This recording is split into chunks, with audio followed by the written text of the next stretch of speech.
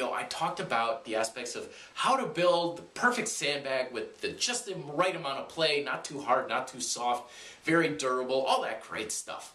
Today we're discussing the adjustable sandbag. Now the adjustable sandbag poses an interesting challenge to us sandbag users because largely the amount of weight that you put into a bag affects how much space is in the bag. All right, so let's say this is our shell, and we have 3 bags that we put in. Each one is 25 pounds. We have a 75-pound bag. The bags fill up the shell quite nicely. We're good to go. But if we want to make it lighter, well, then we just take out some of the little mini bags. But now we've got this big bag with little bit of gravel or sand in it. And there's a lot of flopping and play going around. It's kind of a little hard to manipulate and so forth, which I know, yeah, that's what sandbags are for. But now we don't really have control over how alive the bag is. So, you know, we could just simply go with a smaller shell as well. You know, let's say we have a shell here and we have a 50-pound, but, you know, that's about as big as we're going to get. So in order to make the world's best adjustable sandbag, we want to make it adjustable in weight and we want it adjustable in capacity. The best tool to use for that is a good old-fashioned tube-style Army-Navy duffel bag. And these suckers are super durable. They don't have zippers, or some of them don't have zippers that can break on you or anything like that. And they're a nice cylinder style like this. So now what we do is we just load in our bags, okay?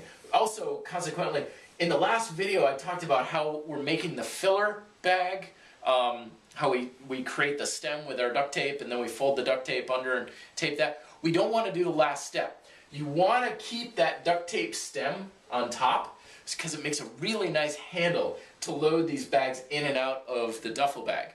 And the whole idea with these shells and so forth is to protect the contractor bags.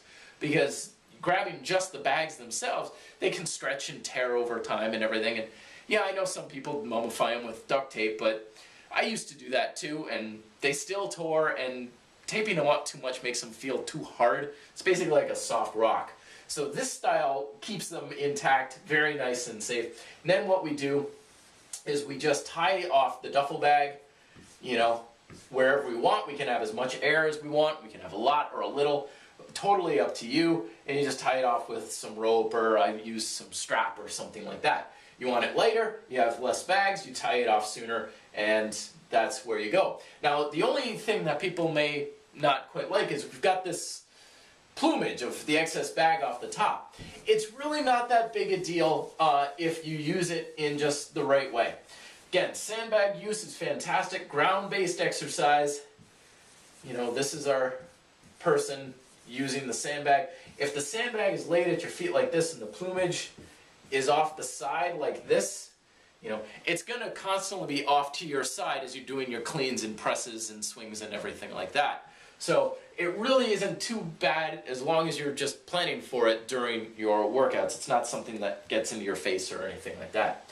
Let me know if you have questions, if I went over anything too fast. Love to hear from you, Matt@thefitrebel.com. Till then, be fit, live fit.